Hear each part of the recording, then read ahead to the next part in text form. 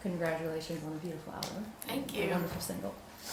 So it's been about 3 months since Ruthless came out, and how has the response been with the media and the fans? And it's been great. It's a little overwhelming actually with how the warm response that it's getting, and just it's an interesting thing trying to release music in a pandemic because because you can't really play shows and you don't get to see the response that way, like the physical response. But I've definitely seen it take to different social medias and just the response I'm getting from messages, and it's amazing. It's been great.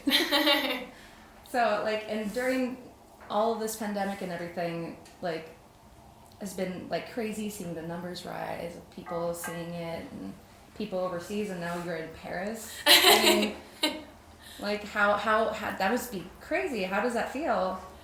I feel pretty lucky. I feel like it's almost a dream. Like, it doesn't feel real.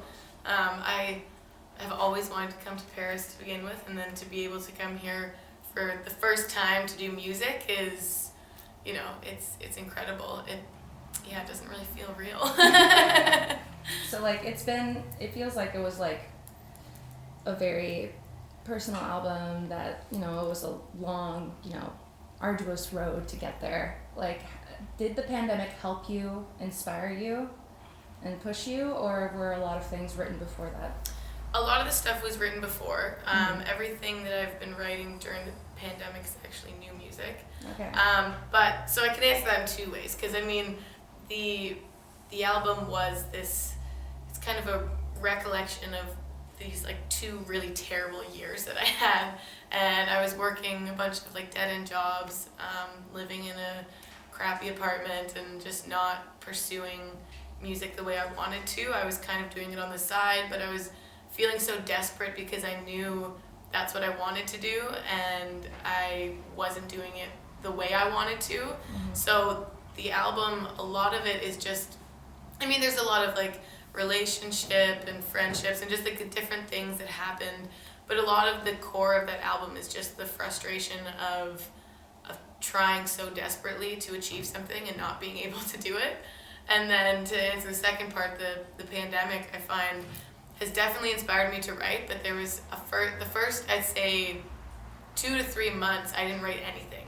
It was this weird, this weird time where nothing really mattered, and as far as I wasn't playing shows, I wasn't practicing for anything, and I felt okay, now is the time to really buckle down and write music, but I could not get inspired. It was just this weird kind of rut. The pandemic did kind of come as a bit of a shock to a lot of people. Yeah. People do react differently. Mm-hmm. And it was weird, and of course all the cancellations and stuff, but I knew in there was some good stuff that was going to happen. I couldn't get it out yet, and then eventually when it, getting up at noon starts to get old, because you know what I mean? It's at first it's oh my gosh, we don't have to do anything, we can sleep, we can do whatever. Oh, this is great. Yeah, and then eventually that gets old, so I thought, okay, let me just really buckle down and try to make something out of this,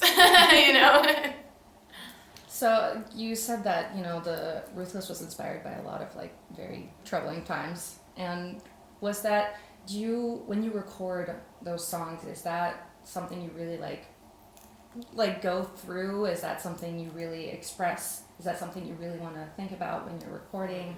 Yes. What was your state of mind when you were? Absolutely. For me, I guess why this album is so personal is because I wrote these songs kind of as a almost like a way of therapy. It's helping me. Mm-hmm.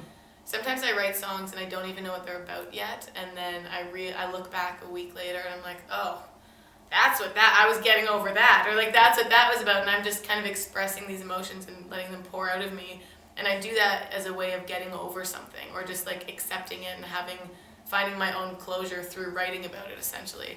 And so yeah, for sure, when I was in the studio, I find it very difficult to not go back to that place, and I feel also that you get more honest vocals and more honest songwriting when you purposely go back to that place and think, how was I feeling, and relive it. And it's hard because they're not great memories, and some of them are, some of it was great, but I definitely take myself back there and then after I tour them for a bit, then it's easier to sing. Yeah, But there was definitely a few songs where I broke down in the studio writing. I couldn't even get through a vocal take without, bawling. if it's so personal, I mean, yeah. So, could you tell us the beginning of your musical story, kind of, and how you started working with Frédéric? So I had been pursuing music solo for quite a while, not getting anywhere really, playing bar gigs, and then I met my manager through another band that I was kind of at a point where I just didn't say no to anything, and I was going up, driving 5 hours just to rehearse with somebody or write some songs. I was just kind of like, I need to go everywhere and do everything. And it ended up paying off because through this one video I did with another band, I met my manager, and then we set up a meeting. He came to a couple of my shows, and then I sent him a few songs. He said, send me some music. I sent him like my 5 best songs, kind of. And then he dropped off the face of the earth for, a year or two. And I thought, oh my gosh, this was my chance, and I missed it. No. And then all of a sudden he came back to just randomly said, hey, do you have any music? And I thought, okay, well, this time I'm not letting this go. So instead of sending him my 5 best songs, I sent him everything I had been working on for the past, year or two. And there was like half-written songs, there was just melodies, there was lyrics, everything. And it was like, over 500 files that I categorized into monthly folders, yearly folders, and I just sent him everything. And then I think it was a few days later, he's like, okay, come back to the office. and then we started by doing writing trips like he had said before, and I did one in Nashville, one in LA to kind of like put feelers out. I had never really co-written before. It was always just my own stuff. And then I met Frederick, and instantly we just had a great connection. We could just play off of each other, and the writing styles were so similar. And so I took a bunch of my songs there for that first, I think it was like 8 days. We wrote the entire EP and some of the album, and it was insane. We just locked ourselves in the studio and thought, okay, let's see what happens. And there were some songs that we would write from scratch together, or there was some that I had brought and he would help me finish, and there was just, it was a really great experience. It was very intense. That does sound intense. Yeah. When you're writing together, and do you have any songs that you're like, this one's gonna be great? Like, when The Rush came out, did you expect like it was gonna be such a success? Like, I had a feeling about The Rush, but it's funny how that one came out, because it was originally one of my voice notes that it was only, I think, 2 lines at first, and I wrote it one morning. I was working, during this time, I was working a bartending job, a serving job, and a receptionist job at a spa, and then playing gigs like 3 times a week. And I had been out all night with people from the bar. After closing up the bar, we all went out, and then I was late for work to go to the spa the next morning, and I was like stumbling out of bed and kind of like, and then I just quickly picked up my guitar and said these like 2 lines.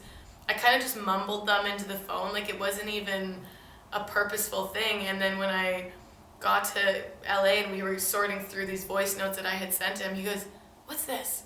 And I listened to it, and it was just these kind of like mumbly, like didn't really make sense. He's like, no, I think there's something in here. It's like, okay, let's see what happens. And then we literally wrote the song in like an hour, and it was just kind of like poured out, and I was like, wow, I guess that was something. But it was great, yeah. So let's kind of like delve into the album and see about some songs. I thought Gave It All is a really emotional, kind of beautifully raw song. So do you think you could tell us more about the story behind it, or the process of writing it?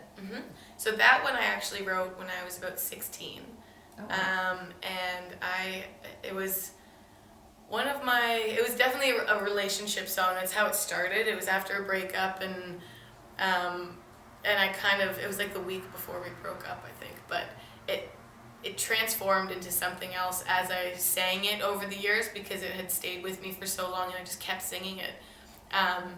And essentially for me at first it was about losing yourself in a relationship.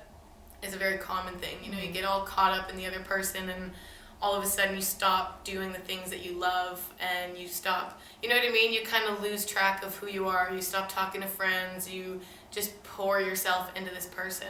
And at first that was what it was about. And then it kind of changed for me in the sense of I found myself doing that, but not just in relationships. It's like giving up something in the pursuit of what you think will make you happy, instead of just being present and realizing happiness. It's kind of like losing yourself in the pursuit of a job or a relationship, or you know, sacrificing parts of yourself for friendships. You know what I mean? It's just kind of about sacrificing yourself for other things and then realizing that you're doing it and putting a stop to it. And then that's kind of what it was for me. Yeah, you get that feeling from the song.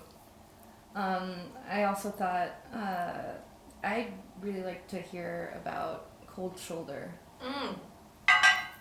So Cold Shoulder, that was one of the later ones that we had written, one of the more recent ones.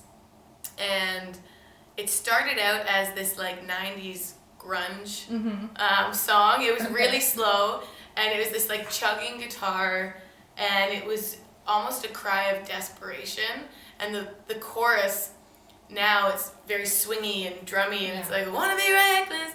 But at first it was, wanna be reckless, and it was kind of like the cry of desperation for almost like the fear of growing up. Yeah. And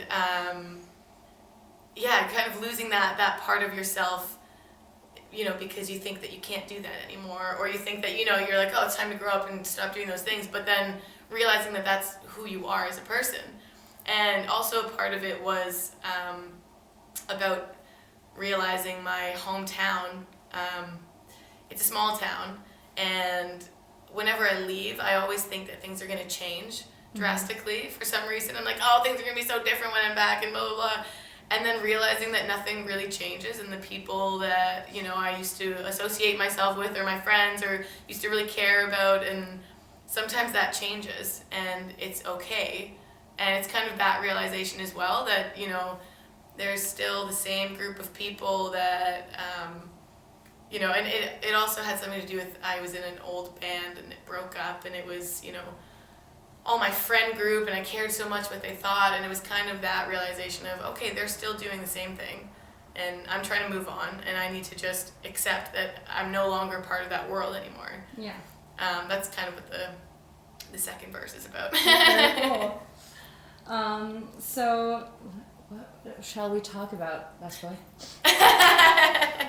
Yes, Best Boy. That's my so favorite. how did the idea come? Because to publish a new single that's not on the album, so was this fruit from the pandemic? Yes, this one was. So this song to me was kind of about, so I guess I'll talk about how we recorded it first. Okay. I had this song with my producer that he had and didn't know what to do with, and I listened to it. I thought, wow, it was a man singing at first. And I thought, okay, this is really cool. They didn't know what to do with it. I was like, I want to sing it. They're like, really? Because it's like supposed to be a guy singing. I was like, no, I want to sing it, and I'm going to change the words and change a few things, and I want to take it and make it my own. So there was a few weeks of rewriting and kind of going back and forth and thinking like, okay, can I do this? And it's talking about certain things that I've never really talked about before. I was worried that it was over-sexualizing myself or sending out the wrong message. And then it became this really empowering thing of, well, why can't I talk about that as a woman? You know, trying to flip the stereotypes of what men and women are allowed to say, send messages out in music and stuff like that. It's like, it then became this kind of empowerment for me. Just trying to flip the narrative of, okay, what you wear determines your character, or what you choose to do with your time, or who you choose to love is a deciding factor of your character, and I think that's complete BS. You know what I mean? Like, yeah. I don't believe that at all. So it was kind of trying to flip that and poke fun at it and say, no, it has nothing to do with one another. So that was what the writing of it was. And then recording it, we had not done a recording session yet where I wasn't in LA working with Frederick. So that was very interesting. We just FaceTime writing sessions. It was but it was good because we already have a great relationship, so we didn't have to do any of that, like figuring each other out. But so we did FaceTime writing sessions, and then he would kind of lay down some guitars. I would tweak what I thought, and then when it came to recording vocals, so we had the song in a place where we wanted it, and then it was time to record demo vocals. And I was like, well, no studios were open at this point. It was really in the heart of when things were bad. And so then, okay, I have a really simple mic setup. I had like a Rode mic and GarageBand. And and the apartment that I live in, the ceilings are really tall, so there's no space where you can mute the sound. So I set up a makeshift vocal booth in my closet, and I hung like pillows and blankets. I did, and I stuck the microphone right in between the clothes, and I had this hilarious thing around me, and we thought, okay, let's just try it and see if we can use it for a demo. And then I send the vocals off, and Fred goes, oh my gosh, like we can actually use these. Do a few more takes, like actually do like a full vocal night of it, and let's see what we have. So I did. I went back into the closet vocal booth, and here we are. Oh my gosh, that's great. Yeah. Also, so going from that into the video. Mm-hmm. The video is like so interesting. Like, how did you get there? Well, we knew the concept. As I was saying, we thought, okay, this is all about flipping the narrative and trying to change stereotypes and get rid of them, really.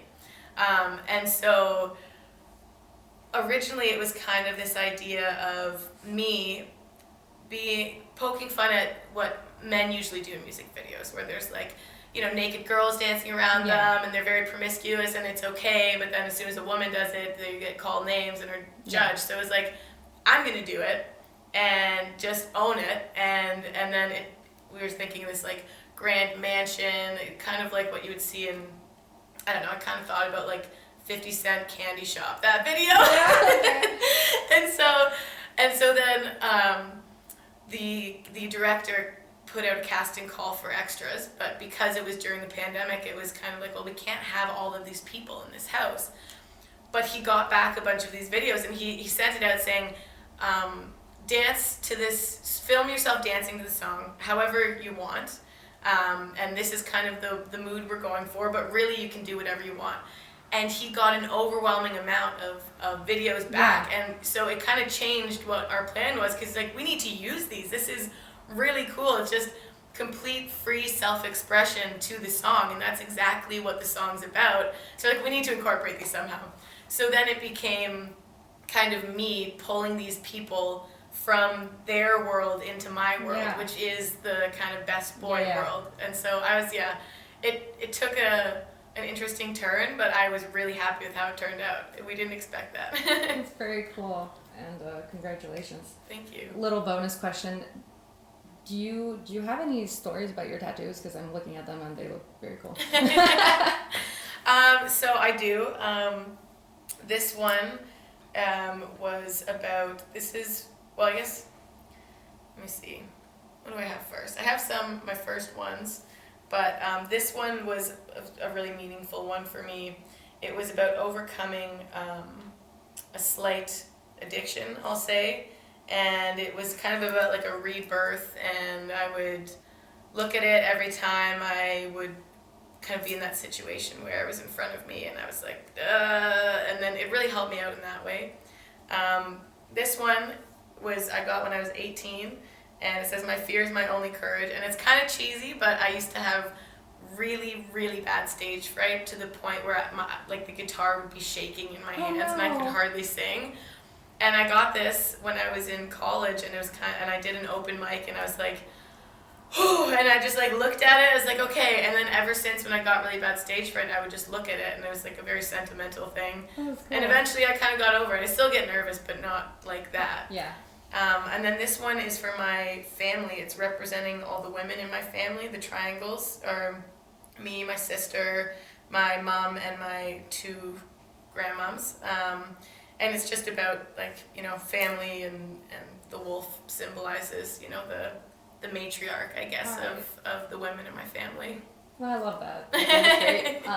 Thank you for your time, and Of course, thank you for being here. It's a pleasure. Merci beaucoup. Great.